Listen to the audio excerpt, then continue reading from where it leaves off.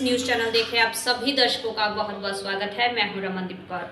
इस वक्त की बड़ी खबर आ रही है प्रयागराज से। क्या है पूरा मामला, देखने के लिए बने रहिए हमारे साथ। आए दिन छात्र जहां बिना हेलमेट के वाहन चलाते दिखते हैं और नियम कानून का उल्लंघन होता है और कई बार उनकी जान पर खतरा भी बन जाता है। ऐसे में हाल ही में एक स्कूल के प्रिंसिपल ने भी अपील की थी कि बच्चे हेलमेट लगाकर ही वाहन चलाएं।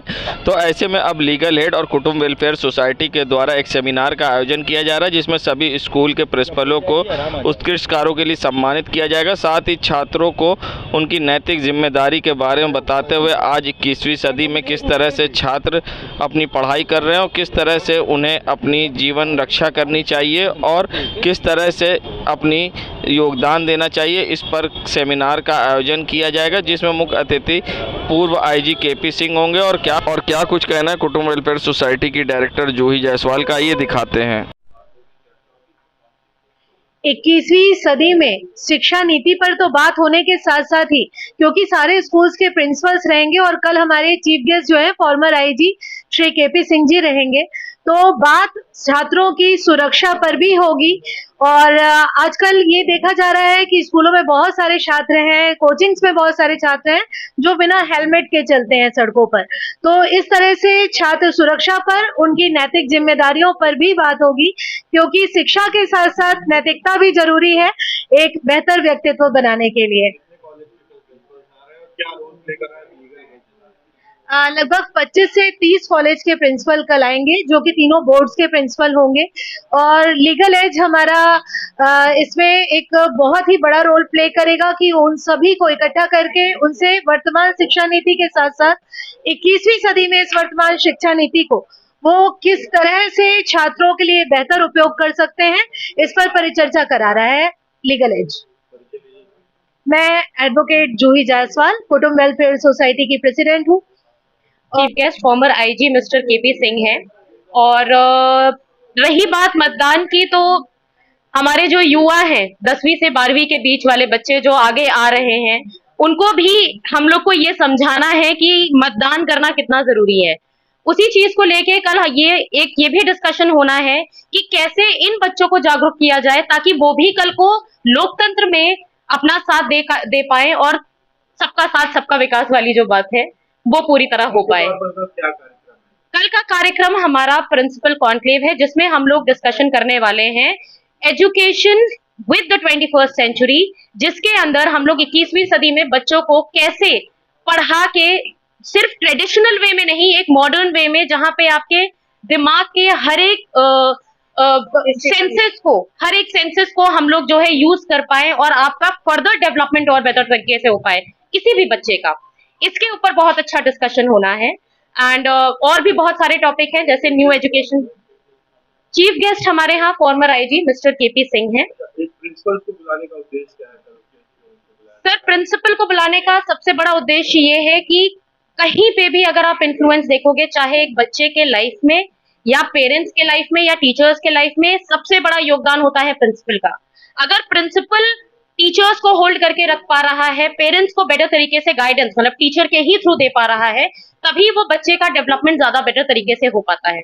इसीलिए प्रिंसिपल्स को बुलाना सबसे ज्यादा जरूरी होता है इस तरह के किसी भी तरह के पैनल या सेमिनार या कॉन्फ्रेंसेस में। तो स्कूल में भी जाके कोलैबोरेट करेंगी बच्चों को वहां से? जी सर, भविष्य में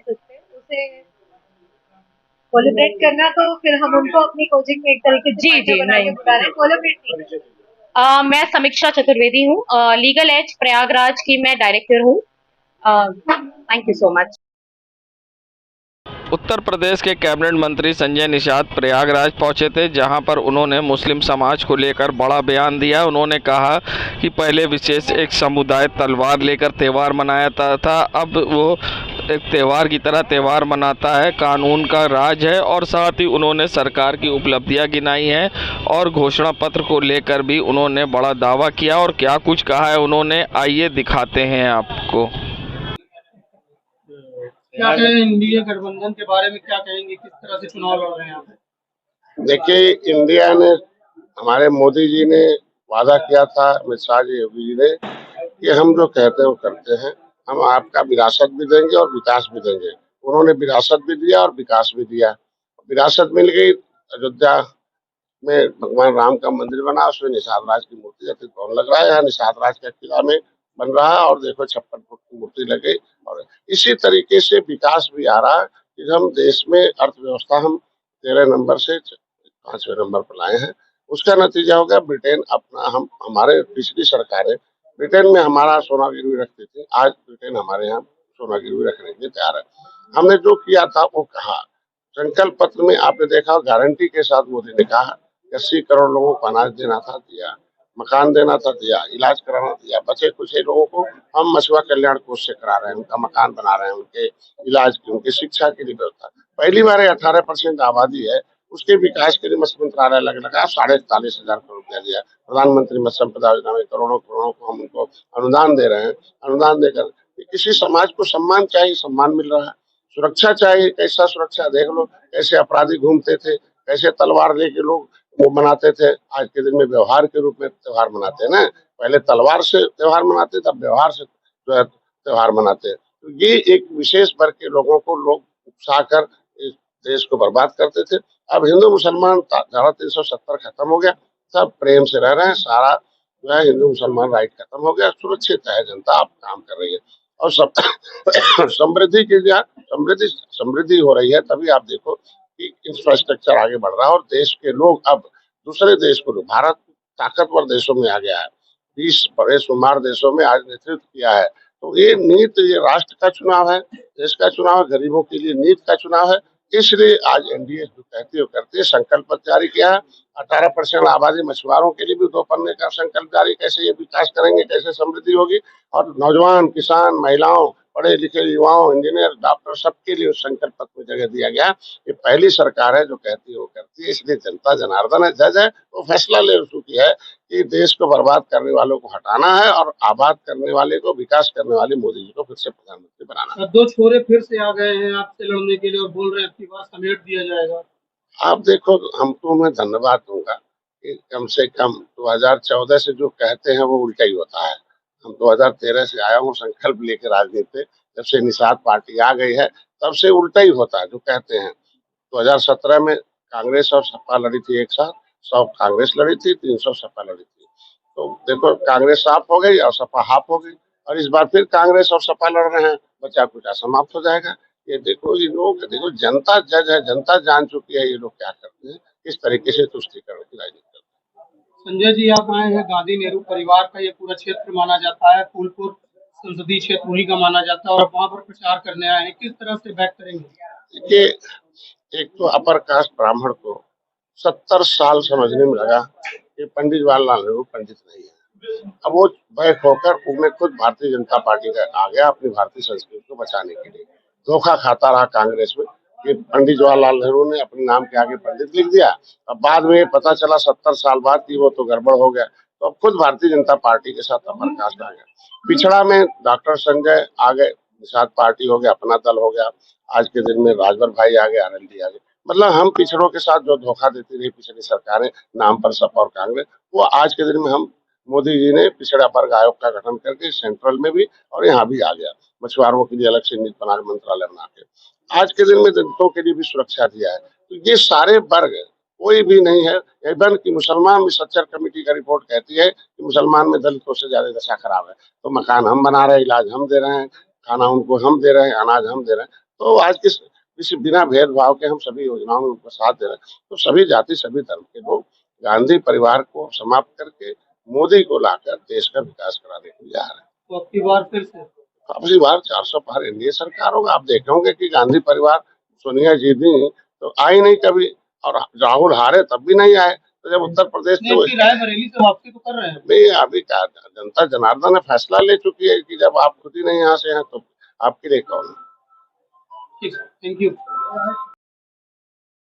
संगम नगरी प्रयागराज में जहां छठे चरण का मतदान होना है, जो कि 25 मई को मतदान होना है, मगर उससे पहले सभी राजनीतिक दलों ने अब प्रयागराज में डेरा डालना शुरू कर दिया है और सभी स्टार प्रचारक प्रयागराज पहुंच रहे हैं। तो उसी कड़ी में अब 21 तारीख को जहां प्रधानमंत्री नरेंद्र मोदी भी प्रयागराज में सभा करेंगे, परेड ग्राउंड स्थित मैदान में उनकी सभा होनी है। उससे पहले अब भारतीय जनता पार्टी के प्रत्याशी और साथ ही पदाधिकारी व महानगर अध्यक्ष, मेयर समेत कई पदाधिकारी ने भूमि पूजन किया है। जिस ज़मीन पर भूमि पूजन किया गया है वहीं पर प्रधानमंत्री की सभा होनी है और पूर्व महापौर अभिलाषा नंदी गुप्ता भी भूमि पूजन कार्यक्रम में शामिल हुई हैं। वहीं सभी पदाधिकारी भूमि पूजन में शामिल होकर विधि विधान से पूजा अर्चना की है। बता दें शहर उत्तरी के विधायक हर्षवर्धन वाजपेयी भी इस मौके पर मौजूद रहे और सभी ने विधि विधान से पूजा अर्चना की है।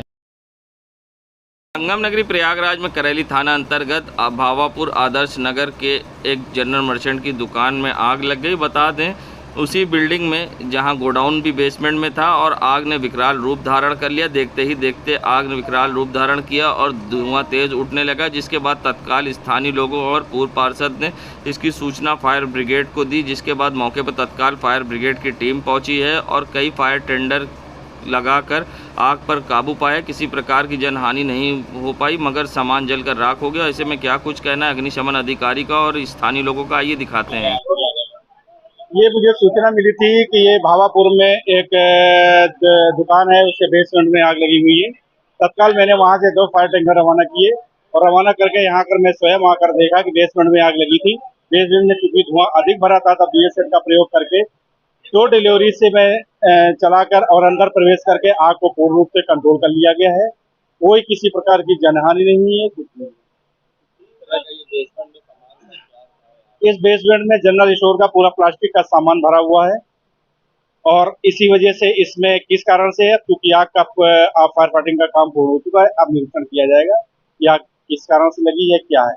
मैं फायर ऑफिसर राजेश कुमार 7 साढ़े 7 के बीच में आग लगी। तत्काल ये हमारे भतीजे हैं, इन्होंने सूचना हमको किया और फायर को इन्होंने फोन भी कर दिया। तो उसके बाद हमको सूचना हुई, तत्काल उन्होंने भी संपर्क किया। 15 से 20 मिनट के अंदर गाड़ी आ गई। नुकसान तो हुआ है उनका, लेकिन समय रहते सारा समस्या का जो हमारे क्षेत्रीय इंस्पेक्टर साहब वो भी आ गए करेली के और फायर के सभी सिपाहियों ने जमकर इसमें सहयोग दिया, जनता जनमानस ने भी, और आग पे काबू पाया गया और इससे संतुष्टि भी है सभी को। और पत्रकार बंधुओं को भी बहुत बधाई देता हूँ। मैं राजेश कुशवाहा, पूर्व पार्षद।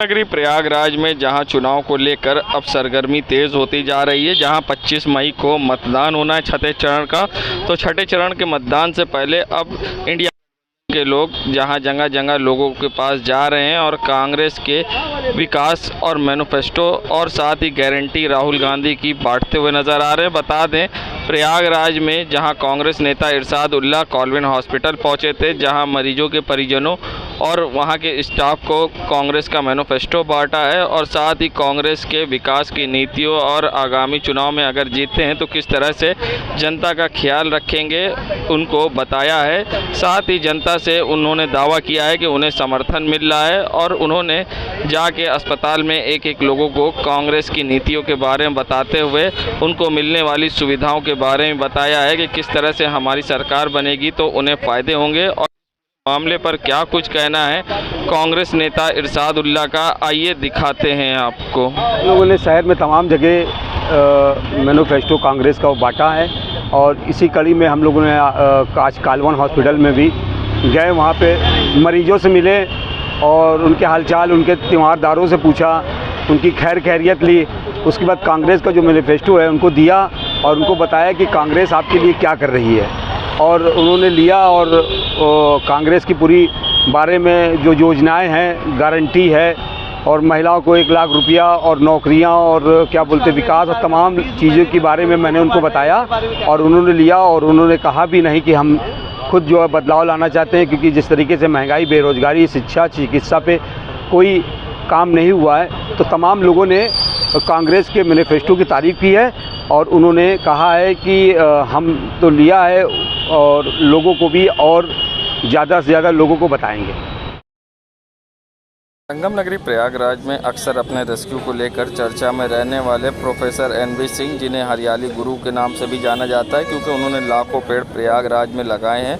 बता दें प्रोफेसर NB सिंह ने आज फिर एक जहरीले सांप को रेस्क्यू किया है। बता दें नैनी के खरकौनी में जहां उनको सूचना मिली कि इंस्टेंट हिस्ट्री के प्रोफेसर के घर में सांप निकला है, जिसके बाद तत्काल वे सूचना पर नैनी पहुंचे और उन्होंने करीब 7 फीट लंबे कोबरा सांप को रेस्क्यू किया है। कड़ी मशक्क़त के बाद सांप को अपने काबू में कर पाए हैं। बता दें कोबरा सांप असिस्टेंट प्रोफेसर के घर में निकला था, जिसकी सूचना प्रोफेसर NB सिंह को मिली थी और कड़ी मशक्क़त के बाद प्रोफेसर NB सिंह ने इस सांप को रेस्क्यू किया है। करीब 7 फीट से ज़्यादा लंबा ये सांप था, जिसे प्रोफेसर NB सिंह ने रेस्क्यू करके अब वन विभाग को सौंप दिया है, जो कि नैनी क्षेत्र में ये सांप मिला था।